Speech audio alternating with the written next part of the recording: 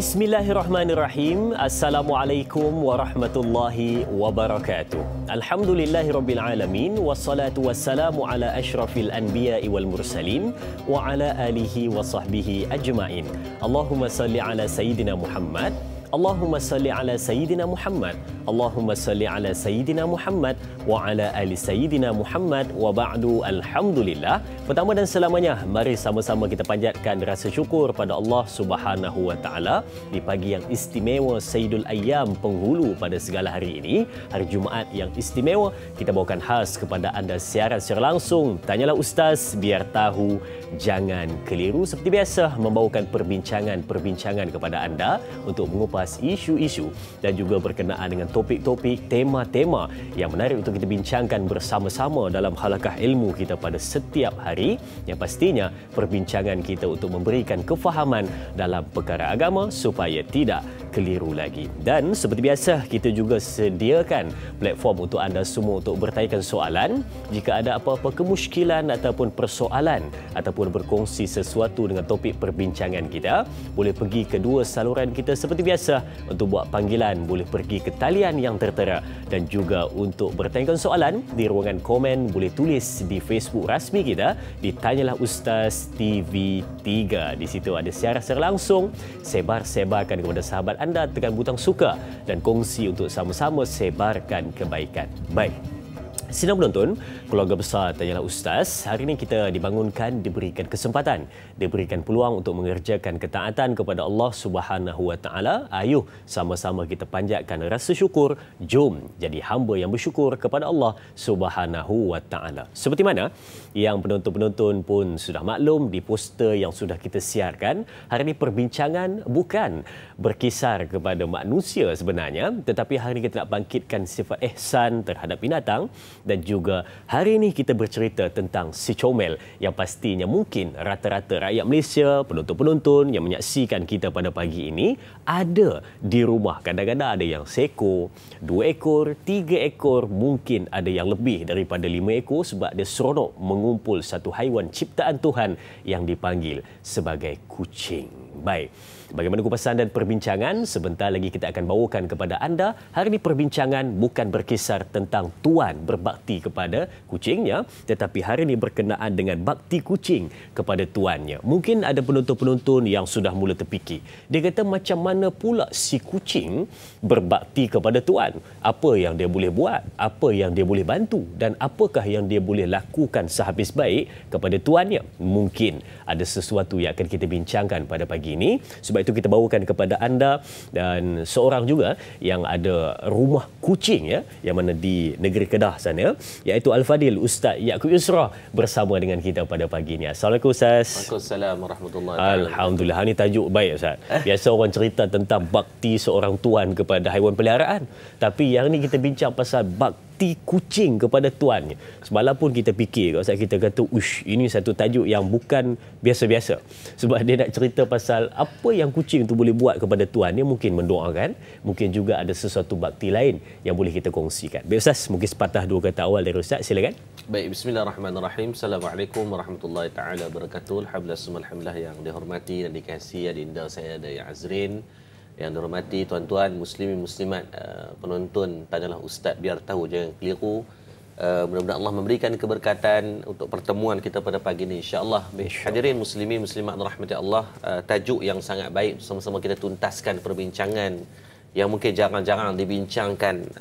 Biasa kita berbincang tentang kemanusiaan, maka pada pagi ini kita akan berbincang tentang kebinatangan sikit, dan tentang binatang-binatang yang masya-Allah, walaupun tidaklah kita mengambil cakna dengan banyak berkaitan kucing ataupun binatang-binatang ni, tapi jangan kita mengambil remeh-temehkan keadaan ini, disebabkan di dalam Sahih Bukhari bercerita tentang dengan asbab menzalimi kucing itu, maka ditempatkan seorang ahli ibadah yang ni dia kira semayang tak relax punya, kan, puasa, sedekah, Quran, tetapi dengan asbab melakunya kezaliman kepada binatang yang kita mengambil ringan atau kita buat lebih kurang, kan, maka boleh dihumban dalam neraka Allah. Dan dengan sebab binatang juga disebut dalam Sahih Bukhari tentang hadis bagaimana seorang pelacur yang Allah memuliakan dia dengan asbab ihsan dia kepada binatang yang bernama anjing yang sedang dahagakan air, maka Allah Subhanahu Wa Taala memberikan syurga kepada dia. Maka pada pagi ini kita cuba nak memaksimalkan bagaimana kemanusiaan kita ini dapat memanfaatkan kepada binatang yang walaupun dia tidak berakal, tetapi dengan akal yang waras pada kita ini dapat kita manfaatkan sebaiknya. Dan bagaimana Allah mentarbiah kita dengan binatang yang tidak berakal itu sangat dia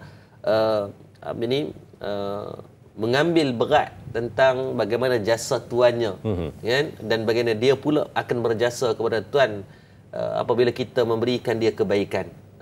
Dia bukan bila kita terlepas daripada speed dia akan gigit kita.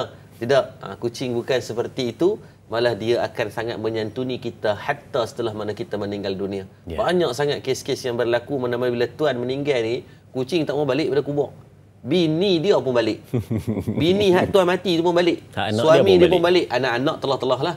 Kan? Tapi kucing tu boleh kekal sampailah meninggal dia di situ. Dan banyak ini bukan kisah-kisah dalam cerita dalam buku dongeng 1001. Tidak, ini hakikat yang berlaku. Maka inilah yang dikatakan bagaimana binatang itu kadang lebih dia mengiktiraf atau lebih menghargai pada tuannya. Maka kita nak ambil iktibar bersama. Mudah-mudahan kita berbincang tentang walaupun kucing tetapi mudah-mudahan menjadi asbab kebaikan kepada kita. Tajuk macam pelik tahu.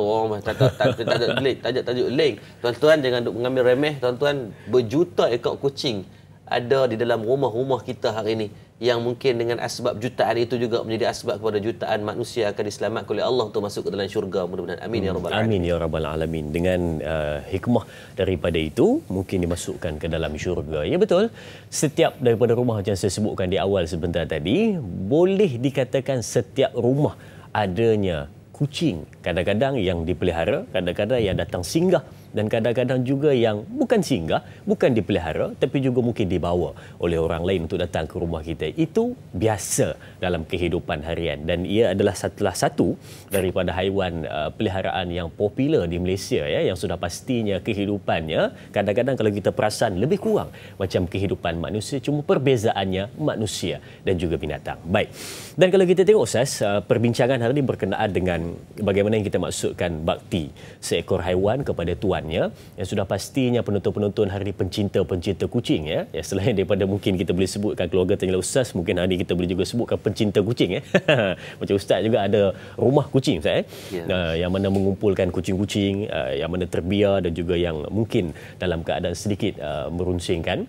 Jadi mungkin kita boleh lihat soalan seterusnya di Facebook untuk soalan pertama pada hari ini dari sahabat kita Al-Shal sebagai soalan pembukaan, iaitu katanya, Assalamualaikum Ustaz, apakah keutamaan dan manfaat memelihara kucing menurut Islam serta adab-adabnya? Mohon Ustaz kongsikan. Terima kasih juga sahabat kita Al-Shal untuk soalan ini. Silakan Ustaz. Baik, terima kasih untuk soalan pembukaan yang sangat baik daripada orang yang baik, ini Al-Shal kita, subhanallah. Berkaitan apakah keutamaan, manfaat dan juga adab-adab dalam menjaga kucing. Islam ni sebagai agama yang mengatur urus kehidupan kita dengan panduan yang sangat sempurna. Sehingga kan nak masuk beli ayak pun ada adabnya. Kedudukan ketika mana nak qada hajat pun diajak berat belah kiri, kan, alignment tu bagi sengit sikit. Orang tanya awak pula duduk bagi sengit-sengit pula waktu nak qada hajat ni. Ada manfaatnya. Sains membuktikan bila mana kita beratkan belah kiri tu ada kebaikan untuk nak flush tu lebih mudah daripada tubuh badan kita. Maka apatah lagi dalam kita nak memelihara binatang, sudah pastilah perlunya garis panduan yang jelas agar kita mempunyai ilmu dan tidak kita akan memberikan kezaliman. Asal kepada hukum kucing ni, tuan-tuan, tak wajib untuk kita jaga kucing pun. Maksudnya tuan-tuan, ada orang yang memang Allah bagi dia ada masalah trauma, ataupun dia ni memang dia jenis allergic, dia takut, dia bukan buat-buat nak buat comel tak. Ada orang kata tak, dia bukan saja. Ustaz, dia memang ada orang yang memang dia mungkin ketika kecil dia mungkin pernah kena cakap, atau kucing tu tokok dia tarik, dia ada pengalaman pahit. Pengalaman pahit itu menjadikan traumatik pada diri dia, bukan sebab dia saja. Maka orang yang begini memang tidak wajib untuk kita ni nak jaga kucing, tetapi menjadi kewajipan kepada semua manusia agar berlaku ihsan kepada dia, hatta kepada kita yang tidak senang ataupun kita allergic ataupun kita ada masalah dengan dia sekalipun. Maksudnya sama juga kita tak wajib untuk nak jaga nak bela anjing, tetapi kewajipan ke atas kita berlaku ihsan kepada dia selagi mana tidak mengancam nyawa kita. Jangan saja kita lalu ke tepi jalan ambil batu orang Kedah panggil punggai kat dia kan, baling dekat dia. Jangan dia buat lolak macam tu. Kerana setiap binatang ini akan Allah bangkitkan di padang mahsyar kelak. Disebutkan dalam satu hadis ni, kita akan bincangkan. Maka sebab tu disebut dalam satu hadis Imam Bukhari, kedudukan pada 1955, kata Nabi SAW, innallaha kataba ihsana ala kulli syai'. Sesungguhnya Allah Subhanahu wa taala telah mewajibkan untuk kita ni berlaku apa? Ihsana ala syai'. Pada setiap sesuatu, termasuk kepada binatang-binatang. Maksudnya apa tuan-tuan? Allah memerintahkan kita menjadi satu kewajipan berlaku ihsan. Apa makna ihsan? Khusus orang yang duk jaga. Ni saya pesan kepada tuan-tuan muslim-muslimat yang mungkin di rumahnya, sama ada secara sedar atau tak sedar, yang ada penghuni yang bernama kucing ni. Kan? Biasa kucing ni lah yang duk main rumah, duk manja-manja. Jarang tuan-tuan bewak main, tiba-tiba duk main makan rumah kita, duk ulang-alik kot ruang tamu, balik awal kita. Kalau belah kampung ada tu. Musang ke apa. Memang Allah jadikan fitrah binatang-binatang lain ni, mereka bukan jenis bermanja-manja macam tu. Dan kalau kita pun memang tengok lah, panda duk sekok, beruang main kan. Duk lah rumah kita, duk main serendeh tu. Orang KL panggil apa Ustaz? Alamak saya serendeh ni. tuan-tuan. Tuan-tuan tulislah, saya pun tak tahu nak terjemah dalam bahasa kita KL. Kita biasa duk KL pun cakap Kedah biasa. Dia main duk macam duk kat kaki kita kan. Bayang kalau Ustaz, kalau penguin main buat macam tu Ustaz. Oi tuan-tuan, kalau binatang-binatang lain tak ada. Tapi kalau kucing buat itu benda yang adi, benda yang biasa kepada manusia, kerana memang Allah jadikan kucing ini dari segi manja dia tu memang tak boleh nak tak relax punya Ustaz. Kucing ni kalau buat garang pun tak dapat garang sangat. Dia dapat garang pun terlalu comelnya. Kalau dia buat garang tu penat dia. Try hard dia untuk nak membuktikan bahawa dia ni makhluk yang garang. Tak boleh. Maka bila mana kita di rumah tu ada, maka ada 4 hak yang kita kena jaga pada dia. Tuan-tuan dengar bagi elok. Yang pertama, yang menjadi adab-adab untuk kita tentukan, untuk kita memelihara dia dengan baik, yang pertama tolong jaga makan dia. Makan dia. Apa makan bersesuaian dengan dia. Kucing ni bukan demand pelik-pelik Ustaz. Jarang dia main rumah kita duk nak walk you. Tak ada tuan-tuan. Tuan-tuan bagi sisa-sisa makanan, itulah dia akan makan. Terang-terang bagi kat orang tengok. Tuan-tuan makan kat restoran, tuan-tuan makan bagi licin, tinggal tulang saja, tuan-tuan tepuk meja sebelah. Abang nak tak tulang saya? Mampu tuan-tuan jenuh berkeli. Kan? Tapi kucing tak, tuan-tuan bagi yang sisa tu pun dia makan. Kalau dia tak mau pun tuan-tuan, dia bau-bau, mungkin dia dah kenyang dan sebagainya, dia tinggal. Jarang dia buat macam ni, dia jelek lidah, tak ada tuan. Maka dia akan syukur apa adanya. Kan? Yang kedua, kena jaga bab minuman dia. Kucing dia binatang yang dia bukan perlukan hanya pada makan, dia juga perlukan kepada minuman. Minuman ni bukan dia minum langgah macam kita ada minum tuan-tuan. Dia minum dengan cara dia menjilat untuk sekadar untuk membasahkan lidah dia. Sebab apa dia perlu basahkan lidah dia? Sebab dia nak cuci pada tubuh dia. Tubuh dia. Dia mandi. Dia tak mandi dalam bilik ayak tuan-tuan. Dia mandi dengan cara dia menjilat pada macam ni. Bulu-bulu dia tu dengan cara dibersihkan diri dengan cara. Maka perlukan air daripada dia. Yang ketiga adalah tempat tinggal kepada dia. Tempat tinggal ni tuan-tuan, dia bukan perlu ada swimming pool pun. Dia bukan perlu bangunan 4 tingkat, 3 bilik, 2 bilik ayak pun. Maka cukup sekadar dia tuan-tuan memberikan tempat tinggal yang selamat pada dia. Aircon, aircon? Tak ada, jangan buat lolak tuan. Cuma ada, kalau tuan-tuan ada kemampuan, silakan. Kan? Dia pun tak mau sejuk gedik sangat, dia tak mau panas sangat. Dia tak mau El Nino ni kan, pergi buh, sangkak dia buh kat luar rumah. 37 darjah Celsius, tuan-tuan pergi tengok. Kita pun menggedik duduk kat luar, kita biar binatang duduk kat luar. Maka biar bersesuaian tempat tinggal yang memberikan rasa selamat dan selesa pada dia. Yang keempat, perlu jaga dalam bab berpasang-pasangan ini. Sebab ingat kucing tuan-tuan, kalau dia tuan-tuan bagi dia forever alone, ini fakta tuan-tuan. Tuan-tuan jangan ingat saya buat kepala tahu pula. Ni daripada veteriner sendiri. Kucing ni kalau tuan-tuan belah dia sekok jantan saja, betina saja, dia akan main hari dia panggil hari dia galak tuan-tuan. Waktu dia duduk bunyi, penyek tu bukan ni tuan, dia dah sampai seru tuan-tuan. Sampai seru dia perlu diberikan pasangan. Macam kita lah tuan-tuan, main umur 3-40 tak menikah lagi tuan-tuan, dia main galak pelik lagi. Sebab tu Islam ajarkan dengan cara menikah. Kalau tidak tuan-tuan balik awal. Maka pada kucing pun sama, berpasang-pasang, kecuali yang mungkin pada kita dah kasih, memang dia tak ada nafsu dah. Maka tak apa. Tapi kalau yang belum dikasih, jangan duk buat lolak, pergi kurung dia tuan-tuan, demam balik awal dia. Sebab apa? Tuan-tuan ingat dia apa? Dia tak ada nafsu ke? Maka dalam bab ni tolong hati-hati, kita akan detailkan penceritaan bab kucing ni. Moga Allah memberikan kebaikan kepada siapa yang menjaga, dan rahmat dan pengetahuan kepada orang yang tak menjaga, dan insya-Allah. Subhanallah, terima kasih Ustaz untuk 4 hak yang patut ditunaikan sebentar tadi. Makannya, minumnya, tempat tinggal dan juga berpasang pasangan. Itu yang patut kita tunaikan kepada haiwan peliharaan kita. Jadi ayuh kita berehat seketika, kembali selepas ini bersama Tanyalah Ustaz. Biar tahu jangan keliru, jangan ke mana-mana.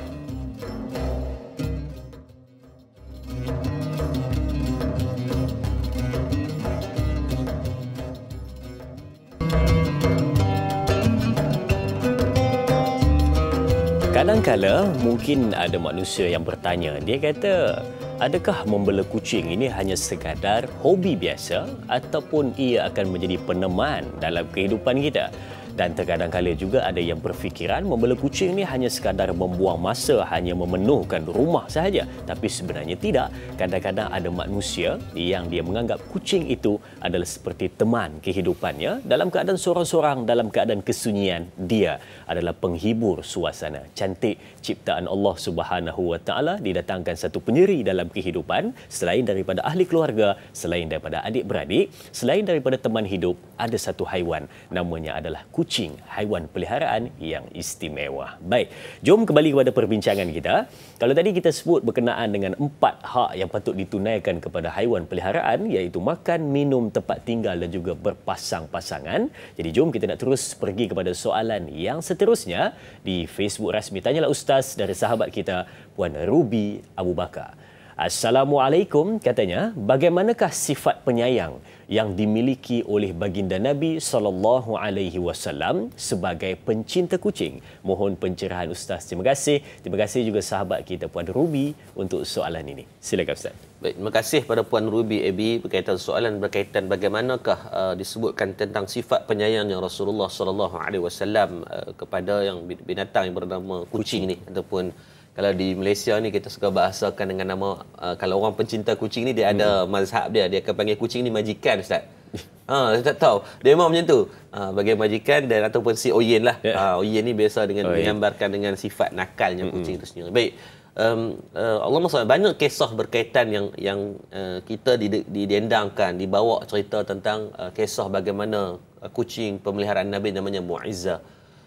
Cuma dari segi mungkin keterbatasan saya, dari segi bacaan yang kita cari, kita tak jumpa dalam kitab-kitab muktabar hadis berkaitan, hadis sahih berkaitan di antara Nabi dengan yang kucing bernama Mu'izzah ini. Mungkin keterbatasan saya, dan kita cuba juga semak dengan Jabatan Mufti Wilayah Persekutuan, dan mereka keluarkan artikel pada 20 April pada 2020. Sebulan selepas daripada peristiwa PKP, bersesuaian lah sebab waktu PKP ni banyak persoalan orang tanya sebab orang duduk rumah tak tahu nak buat apa, pakat belum datang habis. Antaranya kucing lah yang menjadi rebutan orang ramai. Maka Jabatan Mufti Wilayah Persekutuan keluarkan artikel berkaitan bab kucing dengan Rasulullah ini. Walaupun tidaklah dijumpai dalam mana-mana kitab hadis yang muktabar berkaitan di antara kisah Rasulullah dengan kucing, tetapi janganlah kita mengambil mudah disebabkan baginda Nabi SAW sendiri pernah mengiktiraf seorang sahabat, yakni Sayyidina Abu Hurairah radhiyallahu anhu. Abu Hurairah itu adalah nak gelaran kepada bapa kepada kucing-kucing, disebabkan Abu Hurairah ni dia suka letakkan anak kucing di dalam lengan baju dia. Anak khitun, kalau kita panggil khitun lah, anak kucing. Mereka kita jadi kitten. Kitten kan. Dia letakkan dalam lengan baju dia tu adalah anak kucing. Maka bila Nabi selalu tengok dia selalu santuni kucing ni, maka Nabi gelarkan dia dengan Abu Hurairah, bapa kepada kucing-kucing. Mana satu gelaran yang baik yang diberikan, menunjukkan bahawa dengan asbab berlaku ihsan kepada kucing ini adalah satu bentuk pengiktirafan yang baik. Maka sebab tu tuan-tuan, di sini kita letakkan sebagai satu benchmark, sebagai satu tanda aras. Walaupun kita tak suka pada dia, maka jangan kita membenci dia. Walaupun kita tak mampu jaga dia, maka jangan kita zalimi hak dia. Kadang-kadang kucing ni dia main rumah kita, duk yang tu tuan-tuan. Memanglah Ustaz, kami tak mau bagi makan kat dia sebab dia akan main rumah kami. Memang minat kucing macam tu pun, tuan-tuan bagi makan siap dia mak dah. Dia kata nanti dia ni bagus punya. Kan dalam lorong ni dia ni punya sampel dia jamu makan. Maka dia bukan takat dia main, kadang-kadang dia ajak geng dia hantar grup WhatsApp dia, pakat main kita serang rumah ni. Memang kucing ni Allah bagi macam tu. Kalau di tempat saya tu masya-Allah beratus-ratus ekor kucing. Depa ni tahulah kalau lari, kalau ada orang tuan buang apa main kat sini. Sini sampel punya dia bagi makan sehari 4-5 kali punya sehari. Memang penuh kalau tak selamat. Maka tak apalah, kita tak mampu nak jaga dia pun kita cuba try the best, korang-korang jangan menzalimi hak dia. Pergi tendang dia, pergi buat benda-benda yang boleh menjadikan satu perbuatan dosa pula pada kita dengan dia. Dia tak ada dosa. Dia mainlah bunyi 40 kali pun, dia anjurlah geng ramai mana pun, dia cakaplah kita tahu mana pun, maka tidak ada yaumul hisab pada dia. Yang ada pada kita yang bernama manusia ni. Maka tuan-tuan, walaupun tidak ada mana-mana riwayat yang mu'tabar yang disebutkan hatta dalam artikel yang dikeluarkan pada 20 hari bulan 4 2020 daripada Jabatan Mufti Wilayah Persekutuan pun tidak ada yang mu'tabar, tetapi tetap ada disebut dalam hadis-hadis berkaitan di antara kucing dengan binatang-binatang ini sangat banyak dalam bab ihsan, dalam bab di antara adab kita dengan dia yang perlu kita ambil berat. Kalaulah dengan asbab kucing pun ada manusia yang boleh dihumban dalam neraka, maka tak mustahil mudah-mudahan dengan izin Allah, walaupun kucing ini tidak boleh memberikan syafaat, tetapi mudah-mudahan dia menjadi asbab kepada manusia boleh berbakti dan berbuat baik untuk mendapatkan jabatan pahala yang banyak, insya-Allah. Insya-Allah, jabatan pahala seekor kucing, ya. Baik, soalan seterusnya dari sahabat kita Sirna. Assalamualaikum Ustaz Yaakob, katanya, kesetiaan kucing tiada bandingannya. Banyak dipaparkan kisah bagaimana kucing setia menemani tuannya walaupun tuannya sudah meninggal dunia, mengunjungi pusara hingga akhir hayat juga. Bolehkah di akhirat nanti kita meminta binatang ini bersama kita di syurga? Mohon penjelasan Ustaz. Terima kasih. Terima kasih juga Sirna untuk soalan ini. Wow. Silakan Ustaz. Baik, terima kasih. Ini soalan yang sangat menarik berkaitan bagaimana kesetiaan kucing ni memang tak dapat kita nafikanlah. Kerana Allahumma salli alaihi wasallam, sebab tu disebutkan Allah Subhanahu wa taala sebut bila tanya tentang bolehkah kucing nanti boleh memberikan untuk minta kita kita nak minta bersama dengan binatang kesayangan kita dalam syurga Allah. Itu soalan sangat baik. Memang ada orang yang memang kita sendiri dihubungi ramai makcik-makcik. Macam baru ni ada seorang makcik tu umur dah dekat 80 tahun lebih. Saya rasa 2 minggu yang lepas dia call saya, dia kata, Ustaz, boleh tak Ustaz terima semua kucing-kucing saya? Dia kata saya dah umur 80 dah, dia kata anak-anak tak boleh nak jaga. Bukan senang nak jaga 20 ekor, Ustaz. Betul. Berak kencing dia memang tak relax punya, kan? Jadi nak jaga tu dia kata saya mungkin tak mampu jaga dengan umur saya sekarang. Dia kata sekarang ni tengah saya ada ni mungkin saya boleh jaga, nanti kalau saya mati dia kata siapa nak tolong jaga. Cuma kita belilah apa panduan yang boleh dibuat lah. Maksudnya banyak kebimbangan, bayangkan masya-Allah. Dan dia kata nanti kalau kat sana boleh duduk dengan kucing dia, subhanallah. Baik, tuan-tuan dengar dalam Al-Quran Allah sebut dalam surah Qaf ayat 35. Allah kata apa? Allah kata lahum yasha'una fiha waladaina mazid. Sadaqallahul azim. Allah kata apa? Buat mereka, yakni para penghuni syurga, apa sahaja yang mereka mahukan di sisi kami, akan ada penambahan nikmatnya. Maka Allah membenarkan orang yang masuk ke dalam syurga nanti nak benda apa pun tak apa. Bukan takat maklum nak kepada kucing. Maklum nak saja dalam syurga nak bela penguin pun boleh. Kan? Saja duk pergi kat zoo negara tengok seronoknya, tengok panda kan, duduk panda. Kalau tetapi di kawasan zoo negara di zoo negara dekat zoo negara kita ni, kalau nak pergi tengok kat panda yang warna putih tu, dia ada bilik khas. Bilik tu aircon. Dia siap habak kat luar tu, jangan duk buat ingat. Jangan duk buat bising. Ingat pula dah. Jangan duk buat bising, tak boleh. Sebab apa? Hari stres. Panda tu takut stres. Tak apa maklum. Kalau dalam negara kita nak bela panda mungkin kos juta-juta, maklum masuk syurga bukan kata kat panda, nak bela ikan paus pun tak apa. Sebab apa? Allah sebut dah. Kita akan boleh memilih dengan apa yang kita berkehendak. Sudah pastilah dengan izin Allah, maka dibenarkan untuk kita dengan binatang-binatang kesayangan kita. Bukan takat dengan binatang kesayangan tu je, maka boleh ditambah dengan nikmat yang tidak akan ada limitasinya. Ataupun sky is the limit.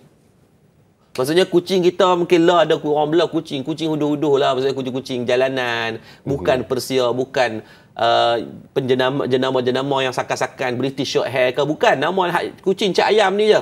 Kan? Bulu pun kadang-kadang tengok Allahu Akbar. Tapi tuan-tuan, dimasuk dalam syurga, kita custom kucing kita. Kan? Nak ekor panjang 4 depa.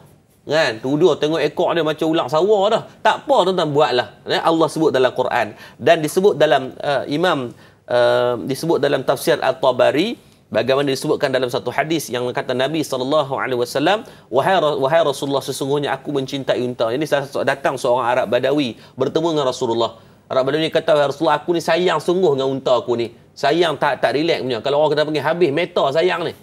Kan? Dah sayang sungguh-sungguh ni, adakah syurga nanti ada unta?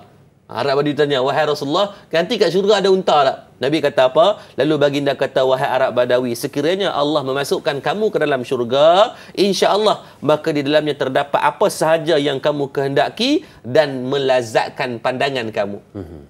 Maksudnya Nabi kata, kamu akan dapat apa yang kamu nak dengan syarat apa? Masuk syurga dulu. Posisikan diri kita dalam syurga, nak minta apa, mintalah. Maklum nak puluk dakap, bukan takat-takat besar ni. Ni nak bubuh sampai ke lengan pun tak apa. Kan? Buh kat kaki-kaki sekali, macam cerita Hindustan Juhi Chawla pun tak apa. Buat dengan syarat posisikan diri untuk masuk ke dalam syurga terlebih dahulu. Maka syurga itu adalah dambaan semua. Maka tuan-tuan, jadikanlah ia sebagai objektif kehidupan kita untuk masuk ke dalam syurga dan fikirkanlah apa jua bentuk benda dan keberadaan di dalam tu Allah pasti akan tunaikan. Maka persoalan jangan ditanya, boleh ke tak ada dalam tu binatang? Persoalannya, boleh ke tidak saya dan tuan-tuan berada dalam syurga Allah Subhanahu Wa Taala. Wallahu a'lam. Maknanya tanya yang soalan pertama tu dulu. Baik, itu dia kan. Saya sebenarnya dalam gembira mendengar jawapan tadi, sebenarnya sepertinya agak sayu juga berkenaan dengan soalan itu. Ialah kita fikir kan, adakah aku dapat bersama dengan kucing kesayangan lagi? Di dunia sudah pun selesai, mungkin dia pergi dulu. Adakah dapat juga bersama dengan dia di negeri akhirat sana? Sebab ialah dah hidup dengan kita mungkin lama, sayang pun sudah mula berputih, ya. Maka tiba-tiba dia pergi dijemput ilahi, ya. Maka kita pun ada rasa kehilangan, sedih, sayu. Mungkin rata-rata manusia yang kehilangan kucing pun pernah berdoa dan juga merasakan seperti itu. Harap dapat bertemu lagi sekali untuk di negeri akhirat sana. Baik, kita sambung soalan seterusnya dari sahabat kita, Putra Danish Fahmi. Assalamualaikum.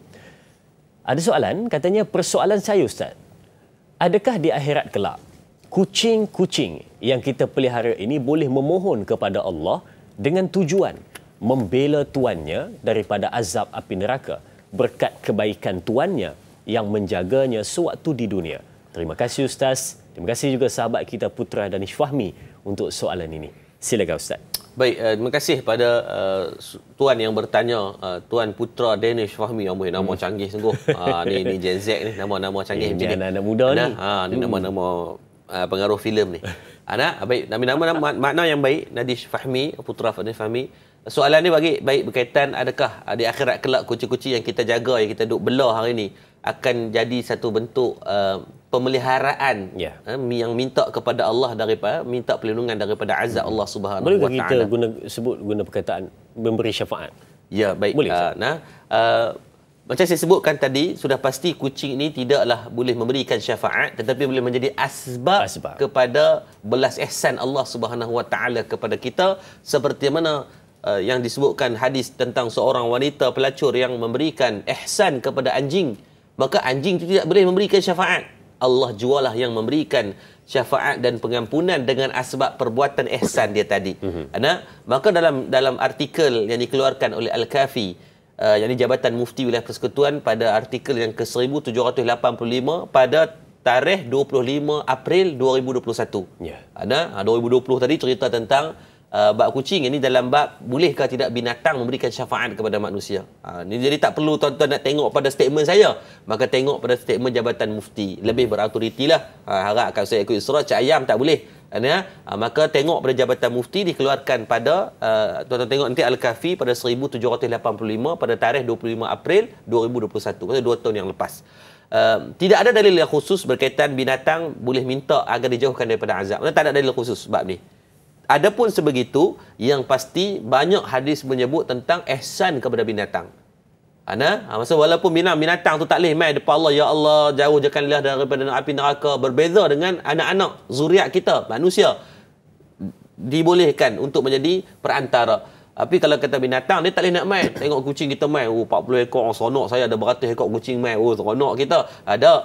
Tetapi bagaimana Allah SWT sebutkan dalam Al-Quran, dalam surah Al-Mujadalah, Allah kata apa? Mafhum dia, semasa mereka semua jadi bangkitkan, dihidupkan, yang ini termasuk binatang-binatang, bukan takat manusia, binatang, tumbuh-tumbuhan, bukit, bukau, segala benda ni akan dibangkitkan di padang mahsyar kelak. Lalu diterangkan kepada mereka segala yang telah mereka kerjakan di hadapan Allah. yang Allah akan menghitung setiap amal-amal mereka itu satu persatu, sedang mereka telah melupakan, dan ingatlah Allah menjadi saksi pada setiap sesuatu. Maksudnya apa? Allah kata apa pada kita? Maksudnya pada setiap yang kita lakukan, bima kanu yaksibu, dengan apa yang kita dok buat atas muka bumi ni, tak ada satu pun akan terlepas. Wallahu khabiru bima ta'malun. Allah tahu semua. Maklum, berahsialah kok mana pun.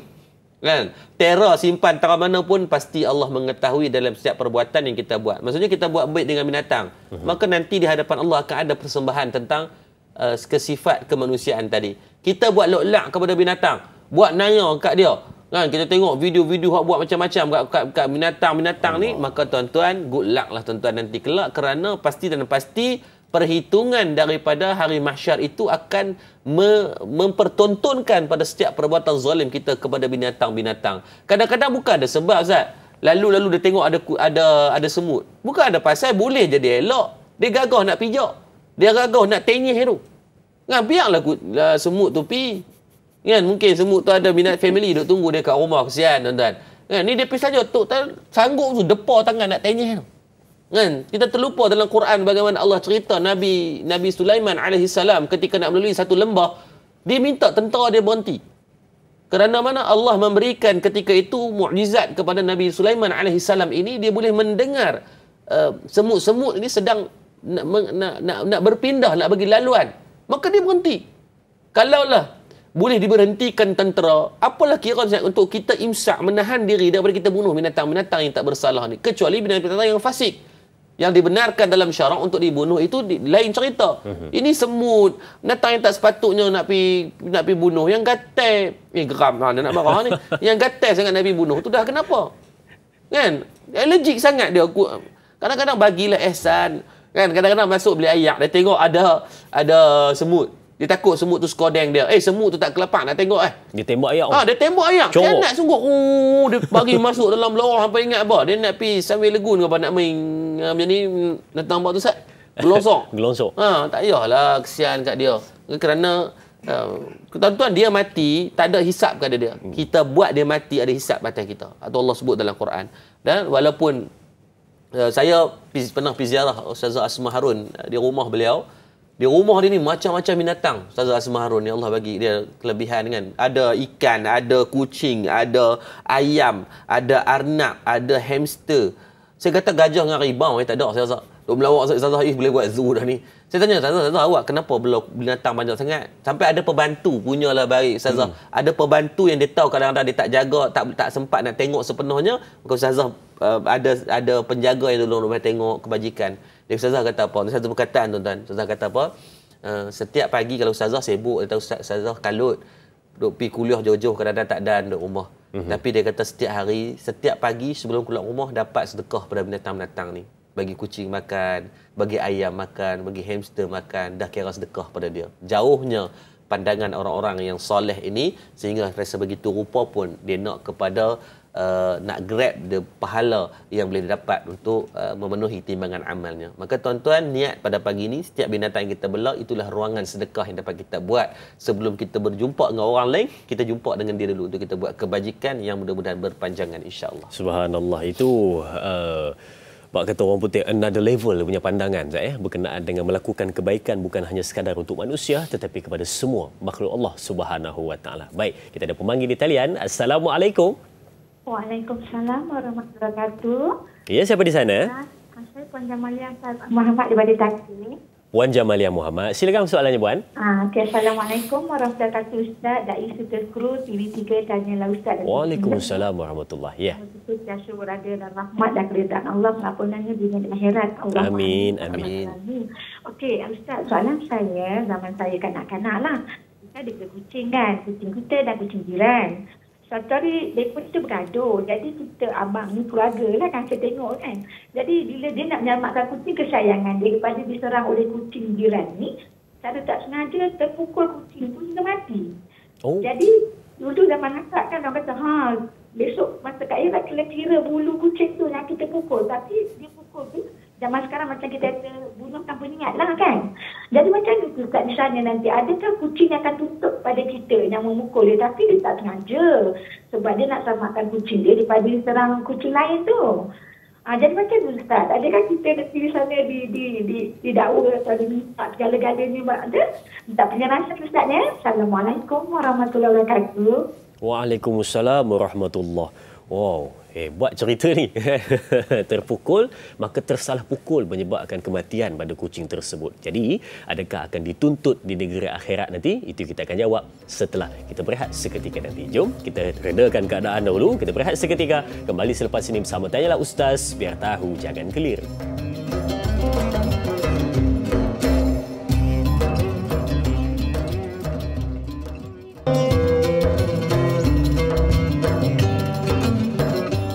Baik, terima kasih dan terima kasih diucapkan kepada semua penonton keluarga besar Tanyalah Ustaz, biar tahu jangan keliru.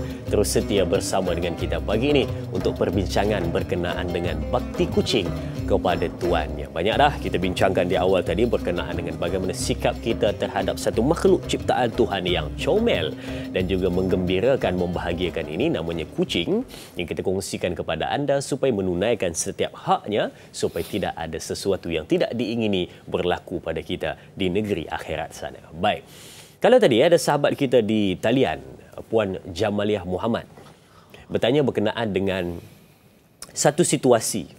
Dia menyelamatkan kucingnya, terpukul kucing jiran lalu meninggal, seolah-olah membunuh tanpa sengaja macam itu. Jadi dia risau dan bertanya, adakah kucing yang dibunuh tanpa sengaja itu akan menuntut di negeri akhirat? Dan bagaimana keadaannya? Adakah benar kata orang dulu-dulu terpaksa nanti di negeri akhirat dia kena kira bulu kucing itu selesai sebagai satu denda ataupun tanggungjawab dan juga pertanggungjawaban kepada dirinya. Bagaimana? Jom kita serahkan pada Ustaz. Silakan. Baik, terima kasih pada puan yang bertanya soalan yang baik berkaitan tak sengaja lah. Kalau di dunia orang ni bunuh tanpa sengaja, section 302 kan, kandung kesesaan. Kalau tak tanpa sengaja dia akan convert ke 304. Atau kalau kanun kesesaan di dunia manusia. Dalam bab kucing, Allahumma salli ala sayyidina Muhammad, maksudnya tak sengaja situasi dia, saya membayangkan kucing tengah duk bergaduh berkelahi kan. Dia nak mungkin tak sengaja pukulan itu terkena pada tempat yang sensitif pada kucing, contohnya di bahagian kepala dia, maka ataupun di bahagian bawah perut dia yang mungkin sensitif, yang membuatkan terus boleh mati di tempat kejadian lah. Tak sempat nak telefon 999, Allah yarham dah. Apa keadaan dia? Tuan-tuan, disebutkan dalam satu hadis riwayat Imam Nasa'i, kedudukan pada 4446, kata Nabi SAW, barang siapa yang membunuh burung kecil, maka Nabi memberikan tamsilan pada burung kecil, maksudnya pada mana-mana binatang lah. Maksudnya kalau binatang kecil pun nanti akan ada perhitungan tanpa sebab. Maksudnya tak ada sebab apa. Yang tadi ada sebab, jadi cerita dia tak ada sebab saja, tak ada kerja pam piti bai, tak ada kerja pegang elastik prom piti terbih burung kan, sampai akan bawa kepada bentuk kematian, maka nanti Nabi kata apa? Ia akan mengadu kepada Allah Subhanahu wa taala pada hari kiamat dengan berkata, wahai Tuhan, sesungguhnya fulan, sesungguhnya sekian nama telah membunuhku dengan sia-sia tanpa sebab dan tidak membunuhku pada sebarang manfaat. Maka pastinya akan ada perhitungan. Yang tak sengaja, maka prepare lah jawapan nak cerita daripada Allah nanti sebab apa kita terbunuh dia. Damage is done, benda dah berlaku pun tak boleh nak ulang alik, tak boleh nak patah balik, buat tahlil 40 hari 40 malam pun tak ada kebaikan dah kepada kucing yang telah meninggal dunia tadi. Maka apa yang kita boleh buat? Kalau tanya saya, belajarlah menyantuni kucing hari ni. Kita dah ada lah ni, liability dah tu. Nak kena jawab depan Allah, takut tak ada jawapan nanti, maka lah ni jangan duk buat lak dah, cuba buat kebaikan kepada binatang-binatang, makhluk-makhluk yang kita jumpa. Sebab apa, dah ada hutang dengan Allah ni. Nak jawab apa nanti? Sekurang-kurangnya nanti depan Allah, kalau Allah tanya, ada jawapan berdasarkan hadis tadi, nanti binatang tu akan mengadu depan Allah. Maka saya sendiri pun pernah ada pengalaman, dulu tengah saya main bola tampak Ustaz. Dekat sekolah, secara tak sengaja saya tak tahu kucing duduk parking belakang tu duduk tidur. Terpijak? Demi Allah Ustaz, saya masih ingat tu tingkatan 4 waktu tu, saya ingat lagi. Allahumma salli alaihi wasallam, tengah duduk main tu terpijak. Tuan bayangkan kita duduk lari-lari belakang, terak terasa terpijak kepala anak kucing tu. Meninggal Ustaz, arwah yarham, meninggal di tempat kejadian, tak ada Ustaz. Saya meninggal di tangan Ustaz ni. Saya pegang dia tu, darah mengecik keluar ke mulut. Saya masih terbayang sampai hari ni Ustaz. Lepas tu kalau tuan tanya kenapa saya buka rumah kucing, tu di antara sebab dia. Tak bohong sikit Abu. Ni bukan cerita bohong apa. Kenapa saya buka rumah kucing hari ni? Sebab ni antara sebabnya. Sebab saya terbunuh sengaja, cara tanpa 304 lah, tanpa sengaja ni tuan. Tapi tetap rasa bersalah sampai hari ni. Malam tu mak kucing, padahal dia bukan nampak pun. Kat mana masuk berita TV3 pun. Kan kata Muhammad Yusra terpijak dengan tanpa sengaja ke apa, tak ada. Okay. Mak dia tak ada pun tempat kejadian, tapi tu dia kata binatang Allah bagi dia ada satu insting tu tuan. Mak dia main duduk dekat bilik saya, kat asrama saya. Dalam banyak-banyak orang dalam asrama tu, 100 orang lebih, dia main kat katil saya Ustaz. Duk ya Allah, saya rasa bersalah lah dia buat dengan muka kesian dia. Saya nak buat macam mana, anak dia dah meninggal tuan-tuan. Takkan saya nak bagi anak saya, bagi anak angkat kat dia. Saya mati akal Ustaz, malam tu tak tahu nak buat apa, jadi gelisah. Pagi saya duk fikir dia tukar jadi hantu cekik aku kau buat tu budak-budak Ustaz. Jadi takut. Saya sampai pegang dia minta maaf lah. Riau malam tu. Riau dekat tempat. Riau Ustaz. Kalau orang tengok lah malu. Tapi maka sebab itulah kata tanpa sengaja ni, of course lah raf'un khalam di maaf syarak, tetapi tetap pada kita peganglah bahawasanya Allah sebut faman ya'mal misqal zarratin khairan yarah. Di hadapan Allah ni sebesar zarah pun perbuatan kita akan ada timbal balasnya, apatah lagi pada perbuatan yang bunuh, walaupun tanpa sengaja, walaupun dengan niat kita nak gempak sekalipun, maka tolonglah letakkan ada limitasinya. Jangan mengikut pada amarah, sebab ada cara pukul tadi mungkin dah amarah dah tu. Betul. Walaupun tanpa sengaja ada geram dah. Wah, tiba kucing aku. Maka niat nak mendidik tapi matlamat tidak menghalalkan cara. Betul. Maka untuk hari ini nasihat saya, kalau kita dah pernah terbuat, maka lakukanlah sesuatu kebaikan balik sebagai timbal balas daripada kesalahan yang pernah kita buat. Kita tak boleh mengubah yang telah berlaku, tapi kita boleh mengubah masa depan dengan apa kebaikan yang kita boleh lorong dan hasilkan, insya-Allah. Insya-Allah, subhanallah, itu kan. Rasa serba salah tu memang pasti akan ada, cuma perbetulkan keadaan masa akan datang supaya boleh menenangkan kehidupan kita. Baik. Biasa penonton-penonton, kadang-kadang kita kat rumah mungkin pernah tertanya-tanya. Dia kata, betul ke orang tua-tua dulu sebut, dia kata kucing ni dia boleh baca hati manusia macam kuda. Kalau kuda kita takut, kita gementar, kita gugup, lagi dia kacau kalau kita nak naik. Sama juga mungkin dengan kucing, yang mana mungkin dia boleh baca hati manusia, sebab kadang-kadang kita tengok kita ni baru niat nak marah dia. Kita mula berubah muka kan, nak marah, tak cakap lagi. Tak buat apa-apa lagi. Tapi kucing tu dah lari seolah-olah dia tahu apa yang bermain di fikiran dan hati kita. Adakah benar dia boleh membaca hati manusia? Dan yang kedua, mungkin kita juga terfikir pada hari ini, kita teringin nak tahu, sangat-sangat nak tahu macam mana bila mana seekor kucing atau haiwan peliharaan tersebut, dia sudah pun mula selesa dengan tuannya, dia sudah mula percaya pada diri kita, dan paling sedap sekali nak tanya adalah macam mana nak tahu dia sudah mula menyayangi kita atau puannya. Silakan Ustaz. Baik, terima kasih tuan-tuan. Sebelum kita nak jawab soalan ni, saya nak mohon jasa baik, ada lebih kurang 1,900 orang sedang menonton. Hampa bat kucing ni seronok sungguh. Kan? Jadi tolong satu benda saya pada pagi ni, siapa tak buat memang kedekut tidur masin, tolong bantu sebarkan. Saya sebutlah tak ada lagi rekod patah jari sebab tekan butang share. Kan? Tapi ramainya yang akan patah hati kalau tuan-tuan kedekut tak bantu untuk sebarkan, agar lebih ramai orang yang tahu. Tuan-tuan mungkin dengan 1,900 orang yang sebarkan, tekan butang share je pun, dalam grup-grup WhatsApp kita, dalam grup-grup yang ada tu kan, grup masuk apa hari ni, masuk apa dalam kubur minggu depan. So bantu sebarkan tu, mungkin ada orang yang dapat pencerahan dengan sebab perkongsian kita. Walaupun adab dalam penjagaan kucing, tapi tetap itu adalah ilmu yang kita boleh jadikan sebagai kebaikan yang boleh memberatkan timbangan amal. Jadi 1,900 yang sedang menonton ni, bantu sebarkan. Pagi ini kita break out sikit bagi boleh 2,000 orang sedang menonton, akan ada kebaikan manfaat insya-Allah bersama. Baik, respon kepada soalan tadi, adakah kucing ni boleh baca bahasa tubuh manusia? Atau soalan pertama tadi, baca hati manusia. Baca hati manusia. Dari segi pembuktiannya tidak dibuktikan dalam mana-mana buku yang saya cari. Even saya menulis tu buku tentang kucing pun, saya tak jumpa buku kaitan adakah kucing ni boleh membaca hati manusia. Kuda pun dia tak adalah boleh baca hati manusia. Cuma Allah jadikan kuda ni, adab nak berkuda. Saya main kuda juga. Bukan lomba kuda, bukan main judi kuda tu dah. Main kuda betul-betul lah, bukan bohong. Kan?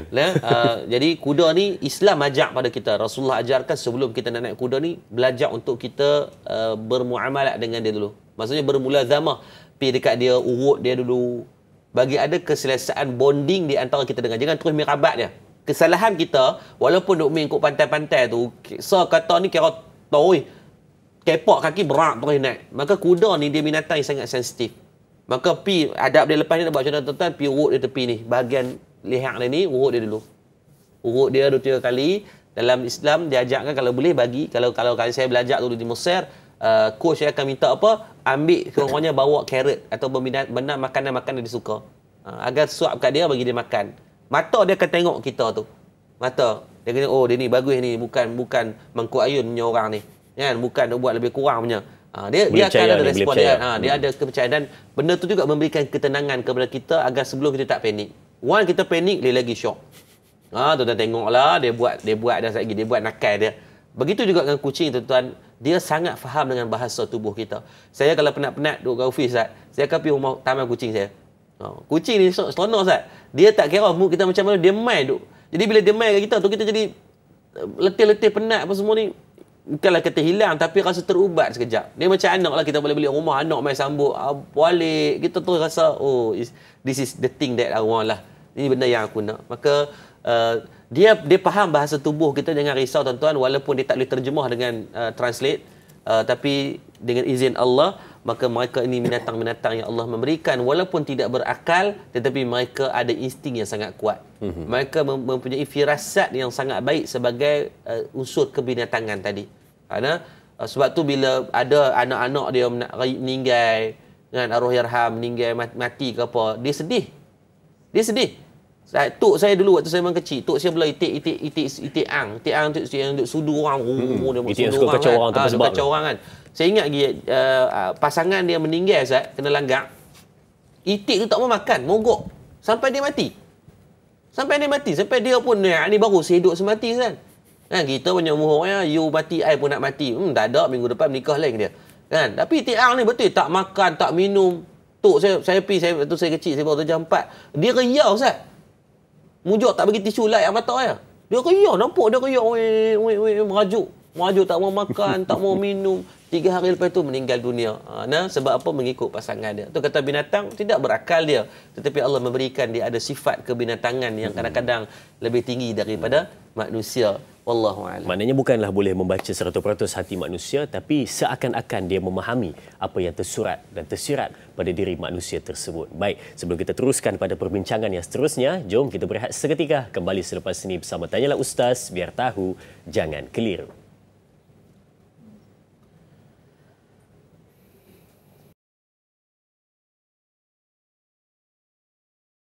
Baik, terima kasih. Insya-Allah ya sedang menonton. Kita sama-sama nak teruskan sebaik mungkin perbincangan pada hari ini berkenaan dengan bagaimana seekor kucing berbakti kepada tuannya. Yang mungkin ada yang perasan, ada yang tidak perasan. Sebenarnya dia sudah pun lama bersama dengan kita dan menggembirakan hari-hari kita. Baik. Okey. Mungkin kita nak terus pergi pada perbincangan kita ya berkenaan dengan hari ini kita ralit perbincangan berkenaan dengan kucing kan. Jadi kita pun tahu Ustaz sendiri di Madat ada membina satu, kalau dulu rumah kucing, sekarang sudah pun disebut sebagai Taman Kucing Madat, yang mana menghimpunkan lebih daripada 100 kucing di situ, yang mana sudah pun berada dalam keadaan yang mengumpulkan kucing-kucing, mungkin ada yang dihantar dan sebagainya.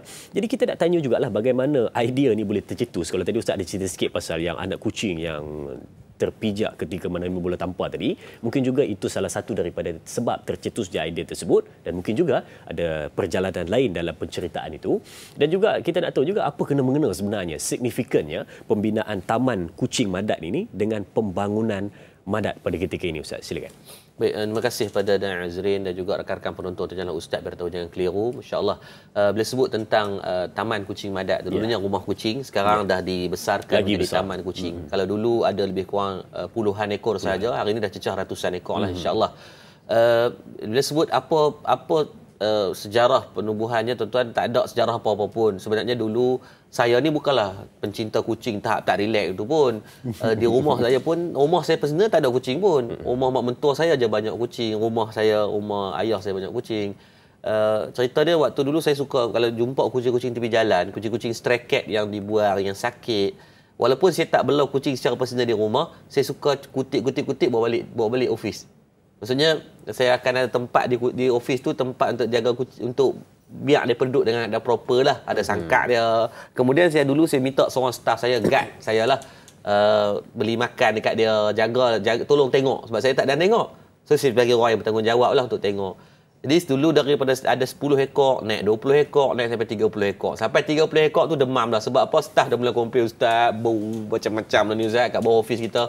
Jadi so pikir-pikir betul juga kan, tak pandai lah nak buat macam tu. Hak staff saya pun saya kena jaga. Jadi saya buat macam mana? Saya upgrade kepada ada duit 80,000 dalam akaun tu. Kita tak buat crowdfunding waktu tu. Tak buat kutipan duit pada mana-mana pun. Cuma mana duit yang ada tu kita manfaatkan buat rumah kucing dulu. Jadi buat rumah 4 bilik kuarantin, ada bilik mandian dia, bilik rawatan dia. Jadi cukuplah 30-40 ekor tu duduk dengan aman, sentosa. Bila duduk macam tu pula ada orang duk main, duk kata dekat sana ada rumah kucing. Pakat duk main pula dah lungguk.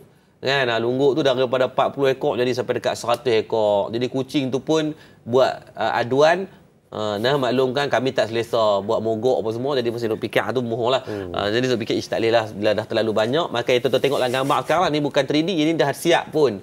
Taman kucing tu masya-Allah boleh menempatkan sekitar ni 500 ekor. Ada bilik pembedahan, ada bilik untuk mandian, ada bilik untuk rawatan, ada pusat ubat dan sebagainya. Walaupun tuan tengok muka-muka segak ni tuan-tuan, dulu huduh-huduh je sebab dulu main stray cat kan. Bila kita bagi mandi dia, jaga rawatan dia, jaga protein dia, apa khasiat tubuh badan dia apa semua, tuan tengok segak macam tu dah. Macam tuan-tuan lah try tak mandi 3 hari tengok. Lebih pada hantu kat 5 lagi. Kan? Jadi yang duk nampak segak-segak ni sebab mandi, buh bedak, buh lipstick. Jadi sama kucing pun sama. Macam di taman kucing pun kita buat benda yang sama, kita jaga perawatan dia. Maknanya ada rumah seorang sebiji Ustaz? Ada, boy mampu pula. Kita pun sewa. Kan? Jadi dia keduk dengan keadaan taman mereka lah. Taman dia ada bilik kuarantin. Dan fokus kita ramai tanya ustaz, kami pergi hantar awak tak terima. Mana nak boleh terima, dekat 2,000 lebih duk queue nak masuk. Jadi kita fokus penerimaan sekarang adalah pada yang betul-betul sakit. Kita banyak yang ada masalah sporo. Kita ada masalah FIV. FIV ni macam HIV lah. Sakit yang macam HIV sebiji. Buta, lumpuh. Yang sakit-sakit tak relax ni kita fokus pada penjagaan. Memang mereka perlukan intensive care lah. Jadi mohon memahami juga. Janganlah duk kau marah kami. Mereka duk marah, duk bambu marah. Kata awak ustaz tak terima. Ambil tuan-tuan. Jenuh saya ni bukan anak Papa Megah Holding, kan, duit sampai tak relax punya banyak. Saya pun ada kemampuan juga. Sekarang pun overhead dekat 15-20 ribu. Kita tak ada crowdfunding pun untuk buat rumah kucing ni.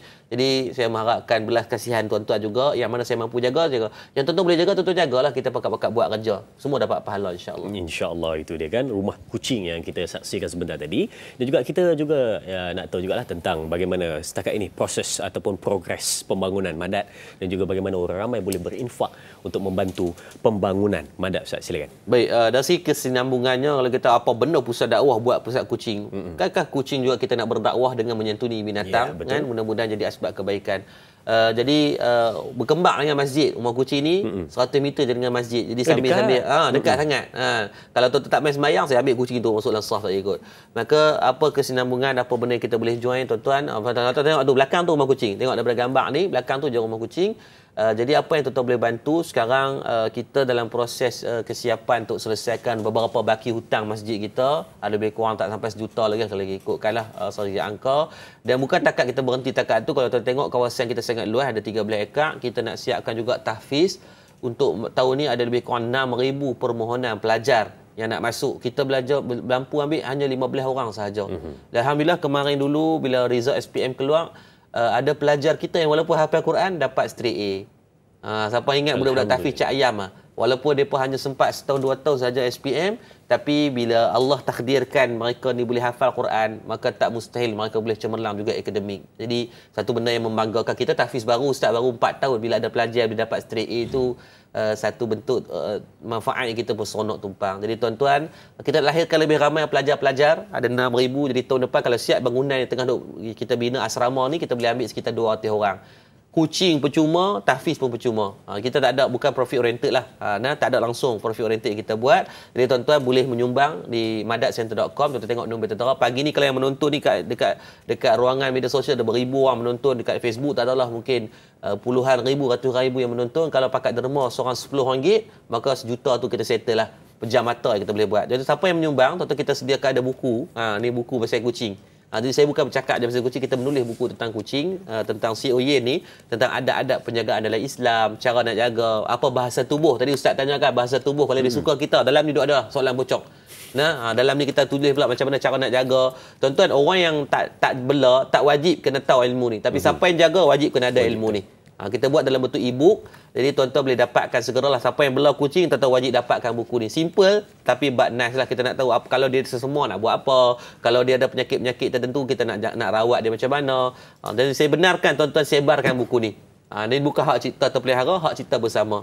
Ni satu-satunya buku yang kita tulis. Kita benarkan tuan-tuan untuk cetak, edarkan dan bagilah pada mana-mana orang. Tidak ada plagiat ke apa, tak ada. Bagi manfaat bersama agar tuan-tuan kita dapat kebaikan. Tuan-tuan yang menyumbang, yang tak menyumbang, bantu kita sebarkan. Paling common pelicak ayam, saya nak merayu 2,000 orang yang sedang menonton dekat Facebook, yang menonton melalui Kaca TV, tolong sebarkan link pun dah cukup memberikan kebaikan untuk pengisian ilmu kita pada pagi ini. Mudah-mudahan kita dapat masuk syurga bersama-sama dan kita dapat memelihara ekosistem binatang-binatang yang ada sekeliling kita ni sebagai makhluk yang disaksi kebaikan di hadapan Allah dengan asbab kita menyantuni dia mudah-mudahan. Jadi tuan-tuan, bantu kita sebarkan, bantu kita berinfak dan berderma, mudah-mudahan ada kebaikan kepada madatcenter.com. Yang ada dekat-dekat boleh mai ziarah dan bermula pada 11 pagi sampai ke 7 petang.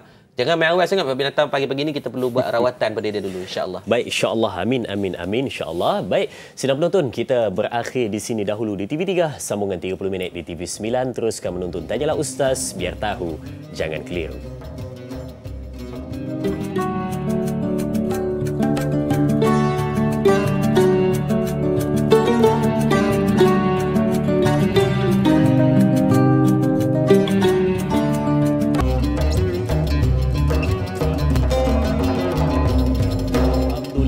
Kita bersama kembali untuk meneruskan perbincangan bersama dengan si Comel Oyen pada hari ini, ya. Bukan si Comel Oyen, itu salah satu nama yang diguna untuk dia, kan. Biasanya rakyat Malaysia ni 3 nama popular pada kucing, ya. Biasanya Oyen tu paling popular lah. Asal kucing tu ada sikit oren saja, memang akan diletak terus nama si Oyen, ya. Yang kedua biasanya Abu, Ustaz. Abu ni antara nama-nama popular kucing juga ni.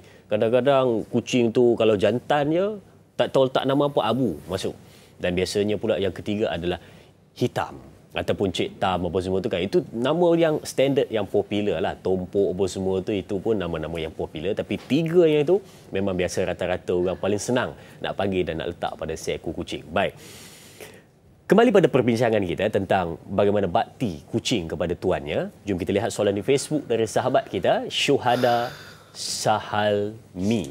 Mungkin betul cara saya sebut, Sahalmi. Baik. Assalamualaikum Ustaz, saya nak tanya, hukum kita memarahi kucing yang dibela oleh jiran yang datang buang air besar dekat rumah kita, rasanya rasa kasih pada kucing kadang-kala tak ada, Ustaz, bila bau najis yang kuat kawasan rumah kita. Mohon pencerahan Ustaz. Terima kasih juga sahabat kita Syuhada untuk soalan ini. Marah kucing jiran yang datang buat onar di rumah kita, Ustaz, silakan, boleh atau tidak? Baik, terima kasih kepada Puan Syuhada Saimi. Soalan yang baik, soalan nakal ni. Bila sebut tentang marah pada binatang ni, maka ketahuilah bahawasanya binatang tu tak berakal untuk kita marahi dia. Nampak macam kita pula tak berakal lagi. Bila kita marah makhluk yang tak berakal, nampak kita lah tak berakal.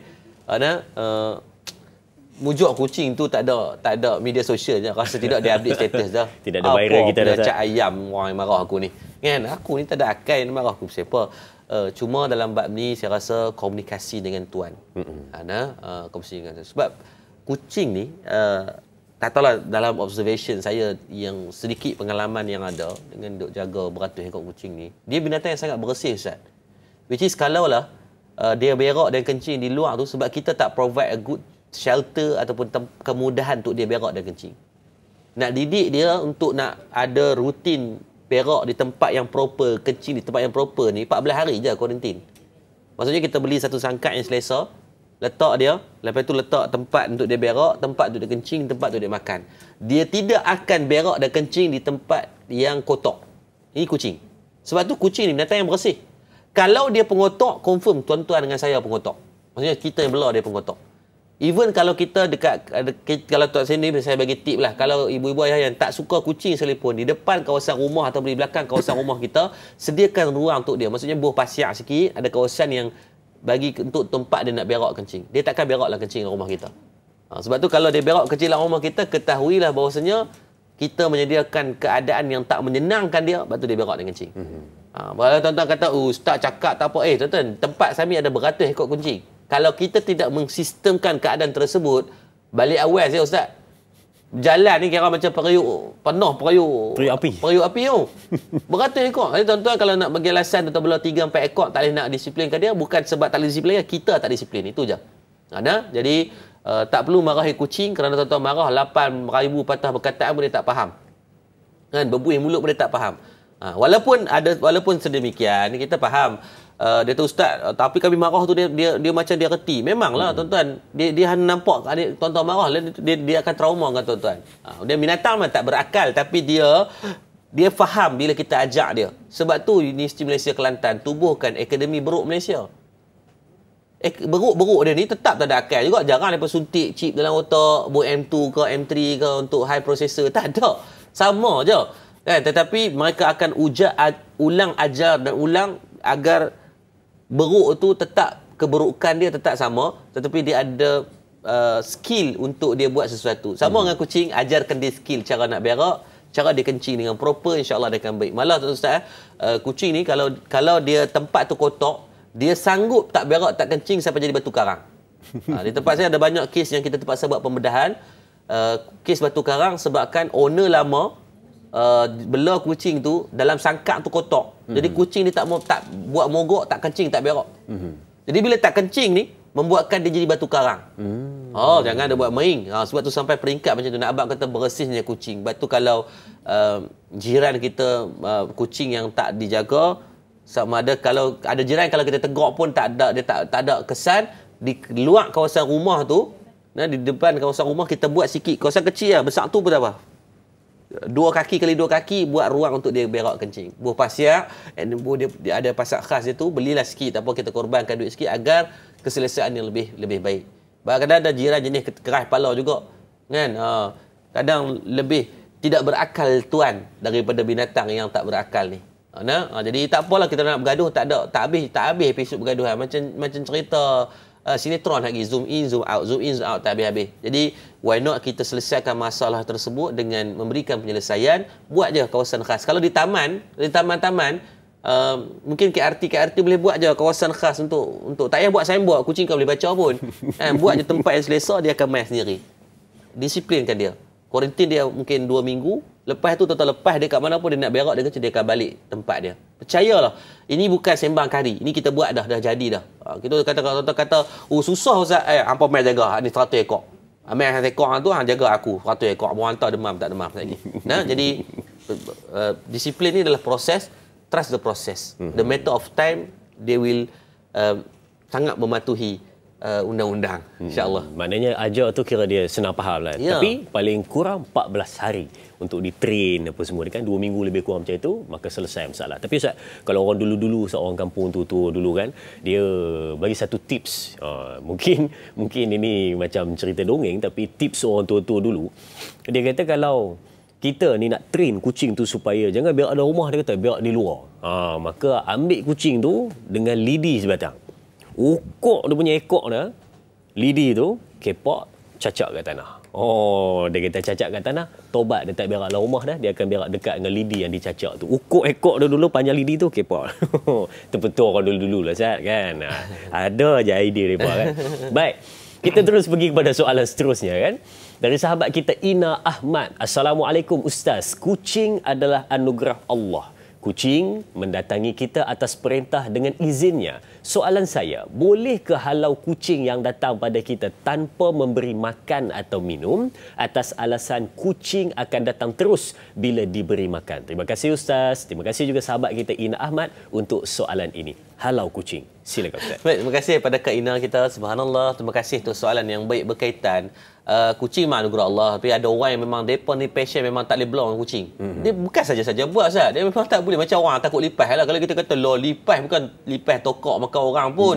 Mana ada keluar dalam majalah 3 kan, bersamamu seorang manusia ditemui arwah dicekik oleh ini kucing. Tak ada pun, tapi dia memang tak boleh Ustaz. Adik ipar saya pun tak boleh. Kucing main melompat dia.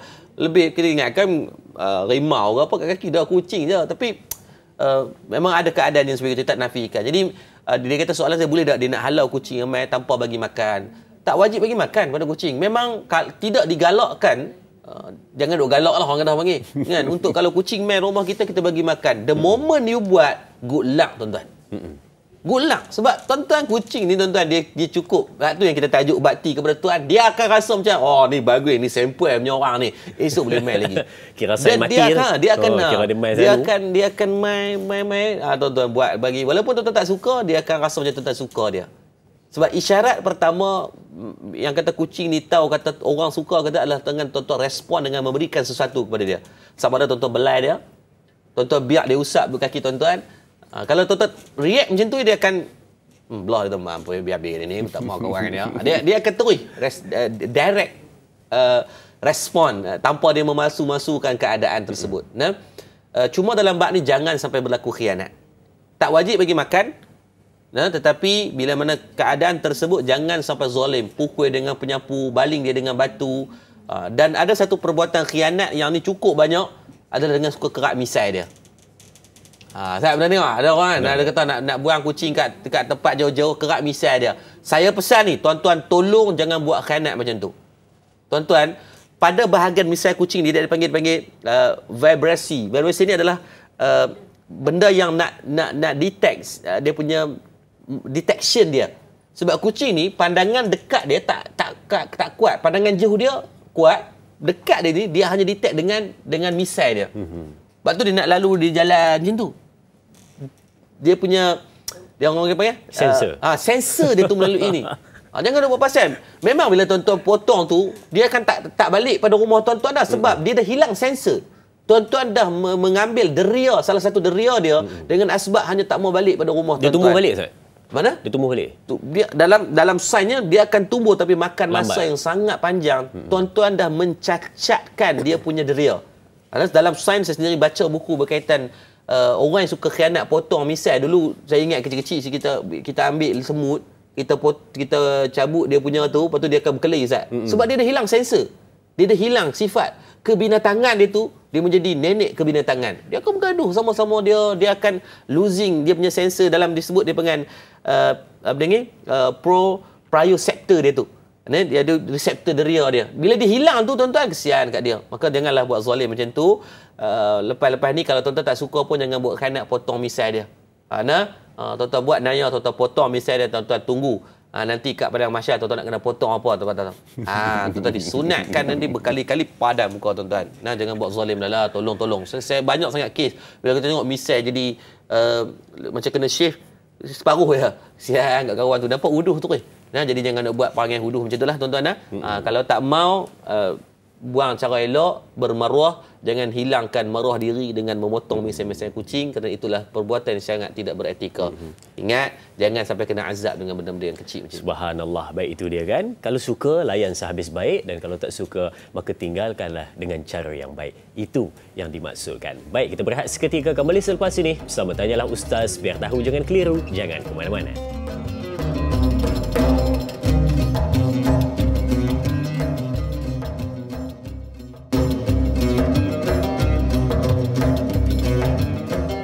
Baik, ayo kembali bersedia untuk menerima input-input mutiara-mutiara ilmu dari Al-Fadhil Ustaz untuk pencerahan berkenaan dengan bakti kucing kepada tuannya. Perbincangan pada hari ini untuk topik tentang bagaimana kita menzahirkan diri kita sebagai seorang insan yang mempunyai belas kasih dan juga ihsan terhadap binatang. Baik, jom kita lihat soalan seterusnya dalam perbincangan kita di Facebook dari sahabat kita Mazni Bakar. Assalamualaikum Ustaz. Ada dua soalan Ustaz. Yang pertama, katanya Ustaz, adakah doa-doa, zikir-zikir yang boleh dibaca untuk menjinakkan kucing peliharaan kita? Dan soalan kedua, adakah kucing juga mempunyai sifat menjaga tuannya dari terkena sihir atau gangguan makhluk halus? Mohon penjelasan Ustaz. Terima kasih. Terima kasih juga sahabat kita Mazni Bakar untuk soalan ini. Silakan Ustaz. Baik, terima kasih pada Puan Nazni Bakar atas soalan Nazni Bakar untuk soalan yang sangat baik. Berkaitan yang pertama, ada doa ataupun tip-tip petua-petua nak bagi untuk doa binatang hak liak jadi behave jinak, jadi tiba sopan santun sikit kan. Adakah nak dipisik telinga dia hang buat aku melih hang kan. Adakah ada doa-doa tertentu Allah Subhanahu Taala sebut dalam Al-Quran? Ni bukan doa daripada saya. kan. Ini doa daripada bagaimana Allah ceritakan dalam Al-Quran kisah berkaitan Nabi Sulaiman alaihissalam dalam surah An-Naml ayat 30. Tulis dulu. Tulis dulu surah An-Naml ayat 30. Nah, apa doa dia? A'udzubillahi minasyaitonirrajim. Innahu min Sulaimana wa innahu bismillahirrahmanirrahim. Alla ta'lu alayya wa'tuni muslimin. Sadaqallahul azim. Sesungguhnya surat itu dari Sulaiman alaihi salam yang isinya Allahumma salli ala Muhammad, bismillahirrahmanirrahim, dengan nama Allah yang Maha Pengasih lagi Maha Penyayang. Alla ta'lu alayya wa'tu muslimin. Dengan menyebut nama Allah yang Maha Pengasih lagi Maha Penyayang, bahawasanya janganlah kamu berlaku sombong kepadaku. Ini Nabi Sulaiman ni habaq kepada binatang-binatang ni. Jangan hampa buat sombong sangat. Bahasa mudah kita lah. Jangan buat sombong dengan aku. Dan datanglah kepadaku sebagai orang-orang yang bersedara. Jangan suruh buat sombong, datanglah dalam keadaan yang bersedara. Maksudnya kita doa dalam keadaan tersebut, minta kalaulah Nabi Sulaiman boleh bukan sekadar menundukkan manusia, malah dia di antara raja yang berjaya menundukkan makhluk-makhluk yang bernama binatang, maka insya-Allah moga dengan izin Allah ketika mana Allah boleh memberikan ketundukan manusia, apatah lagi dengan nilaian yang sama, tidak mustahil itu Allah memberikan juga untuk mereka ini akan rasa izzah, rasa takut untuk tunduk juga kepada yang bernama tuannya. Maka baca lah paling common, paling cayam dalam doa ni apa? Minta bismillahirrahmanirrahim. Dengan binatang ni bismillahirrahmanirrahim. Nak baca doa panjang-panjang, alla ta'lu alayya. Dia kata ustaz tak boleh nak ingat lah ustaz, makan semut banyak sangat. Maka tak apa tuan-tuan, baca bismillahirrahmanirrahim. Dalam satu hadis Nabi kata mana-mana perbuatan yang tidak dimulakan dengan bismillahirrahmanirrahim maka fahuwa akhta', maka ianya dikira terputus, hilang keberkatan. Maka nak kepada keberkatan dalam apa jua benda kita buat pada binatang ni, minta dengan bismillahirrahmanirrahim. Doa yang saya rasa semua orang hafal. Soalan yang kedua, kucing jaga tuan daripada terkena sihir. Adakah kucing ni boleh menjaga tuan daripada sihir? Bab ni saya rasa wallahu alam, saya sendiri pun tak mampu menjawab. Mungkin keterbatasan bacaan saya tak jumpa lah berkaitan kucing ataupun binatang-binatang tertentu yang boleh jaga tuan daripada sihir. Even saya yang bercakap bukan sihir, kan, padahal belau kucing beratus ekor ni, kan.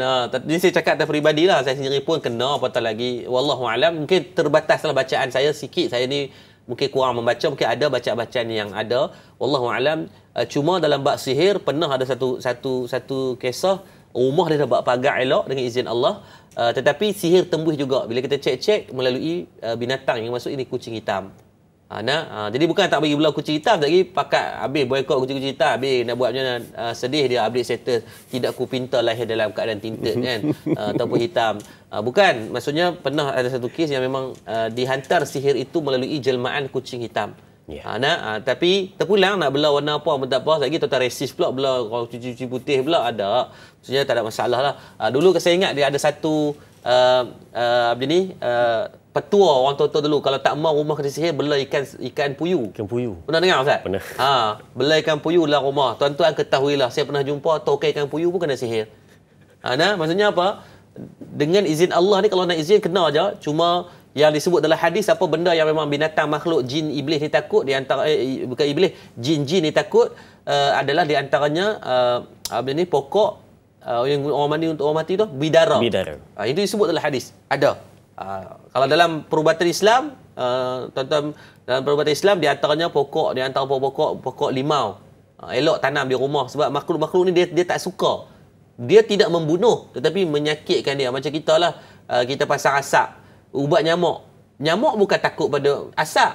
Nyamuk takut pada bahan yang digunakan untuk nak proses kepada ubat nyamuk tu. Dia jadi menyakitkan dia. Tapi ada nyamuk-nyamuk yang kita tengok relax je, terbang macam tak ada perasaan dia. Mungkin dia dah immune dengan ubat tersebut. Maka sama dengan bab ni, mungkin keterbatasan wallahu alam. Kalau berkata soalan kucing ni boleh selamat ke tidak tu, saya mungkin atas keterbatasan ilmu lah.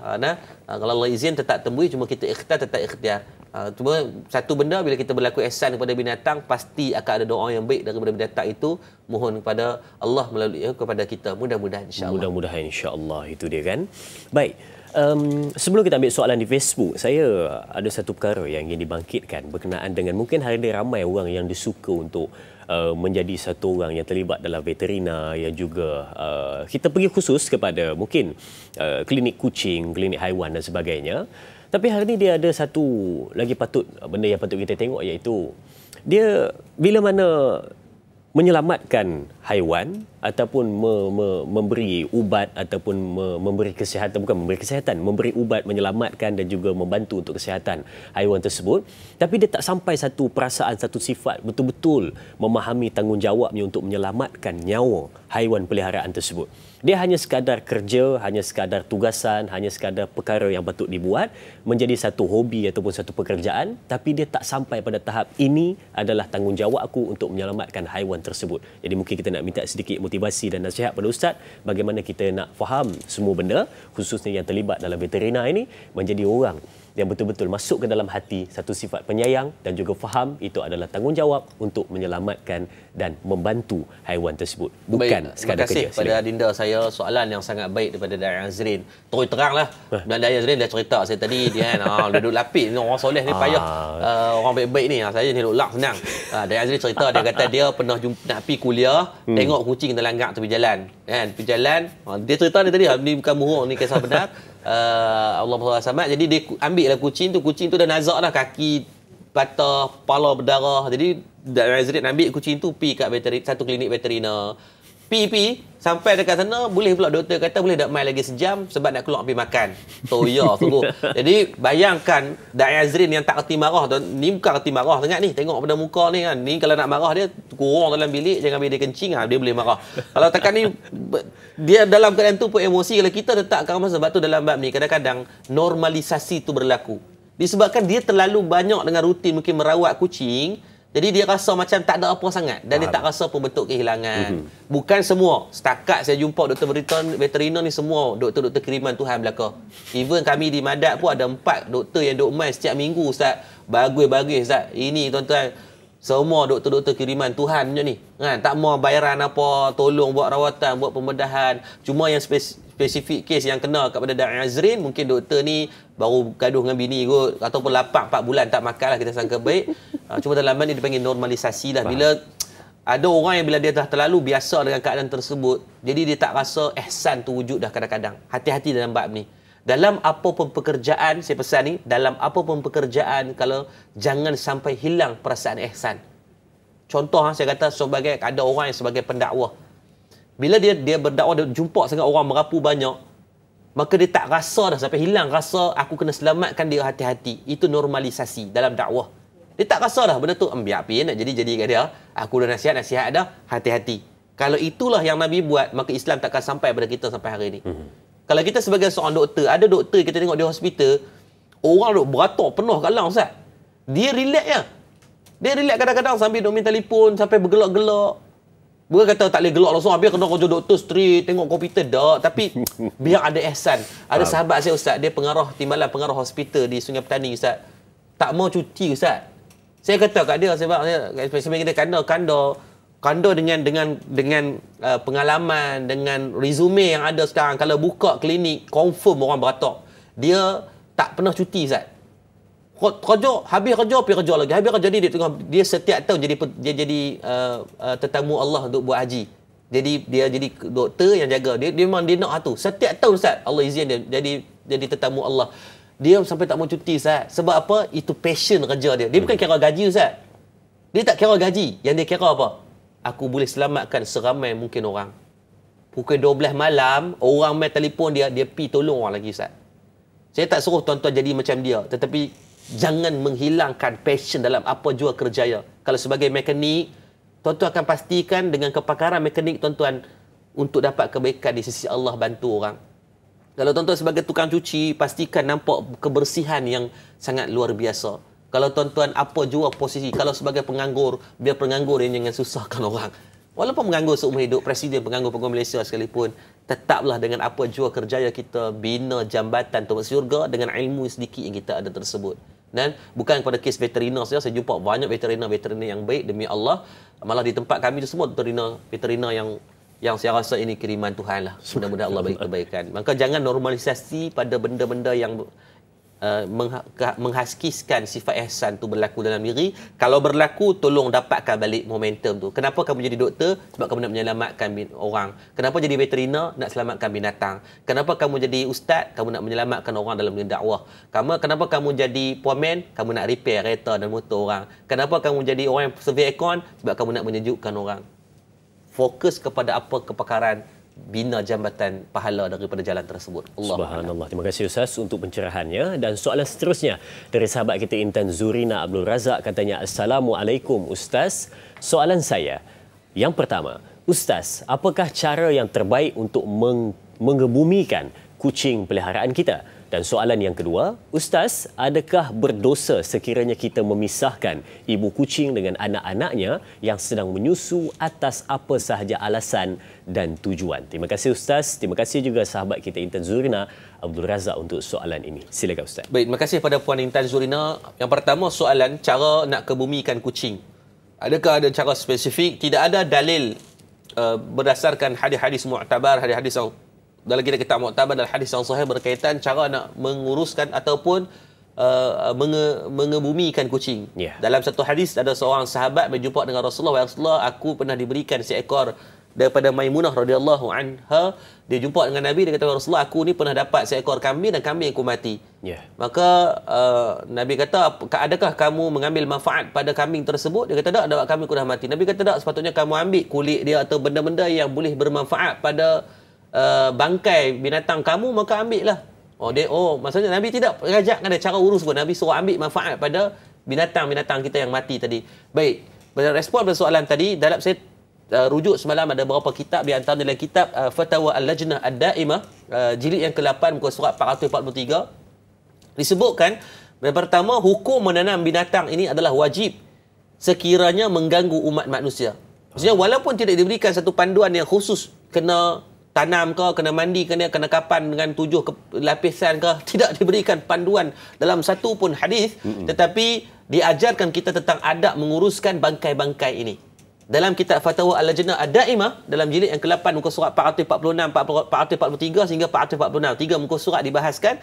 Yang pertama, saya ambil khilasahnya, hukum nak tanam binatang ini dari segi hukumnya menjadi wajib sekiranya ganggu manusia. Contoh, macam kata kita jumpa haiwan bangkai tu duduk di kawasan perumahan. Kalau kita tak buang dia, tak timpan dia dengan, tak kendalikan dia dengan cara yang baik, dia boleh mendatangkan mudarat yang lain. Contohnya lalat akan mai. Bila lalat mai, dia akan mai penyakit-penyakit yang lain. Ataupun dengan bau memang tak relax lah Ustaz. Kan? Memang Isnin, Khamis, Jumaat, Sabtu, Ahad punya bau. Kalau kita tak buang. Ataupun mendatangkan mudarat kepada manusia, maka jadi wajib. Tetapi kalaulah contohnya kita tengok lalu-lalu binatang duduk dalam kawasan yang memberi mudarat pula kalau kita urus. Kan? Nampak kucing tu dah hanyut dalam laut lah. Kita teradu pun nak jadi hero sempoi punya terapi berenang. Nak jadi dia Aquaman. Kan? Tak payah. Duk buat lok-lak macam tu dah. Maka biarkan dia pergi dengan berlalu dengan sebegitu. Sebab tidak menjadi satu kewajipan. Kecuali mendatangkan pada mudarat. Akan tetapi, yang lebih baik adalah ditanam bangkai haiwan tersebut agar boleh mengangkat segala jenis kemudaratan. Mengambil kisah Habil dan Qabil pun dia tanam. Ini Allah tarbiyah dia dengan nampak seekor burung yang buat lubang untuk tanam bangkai. Maka kita pun boleh buat dengan benda yang sama untuk mengambil kebaikan, ibrah. Kalau yang memisahkan anak kucing tadi Ustaz, saya responlah sikit berkaitan untuk pisah dengan kucing pula. Sesiapa, dalam satu hadis dari Imam Tirmizi, hadis sahih ni, hadis sahih, Nabi sebut apa? Sesiapa yang memisahkan ibu dengan anaknya, maka Allah akan pisahkan dirinya dengan orang tersayang pada hari kiamat. Jangan saja-saja duk nak suka hati yang nak perasing-perasing, jangan. Yang dalam mazhab Syafi'i haram. Haram tanpa sebab. Tanpa sebab. Kenapa ada wujudnya tanpa sebab? Sebab ada keadaan tertentu dibenarkan untuk kita pisahkan. Contoh, kalau ada penyakit sporo, ada FIV, ada penyakit-penyakit yang disahkan oleh doktor penyakit berjangkit. Dengan syarat veteriner, jangan buat palatau. Mesti orang yang berautoriti yang kena abang kata, ini kena asingkan. Jangan buat palatau. Saya rasa, jangan ambil rasa. Starlight day saya ikut. Jadi tolong betulkan, moga Allah bagi kebaikan kita bersama. Wallahu a'lam bissawab. Wallahu a'lam. Terima kasih diucapkan kepada Ustaz untuk kupasan sebentar tadi. Terima kasih juga diucapkan kepada semua penonton. InsyaAllah berjumpa lagi dalam Tanyalah Ustaz, biar tahu jangan keliru. Sekian. Assalamualaikum warahmatullahi wabarakatuh.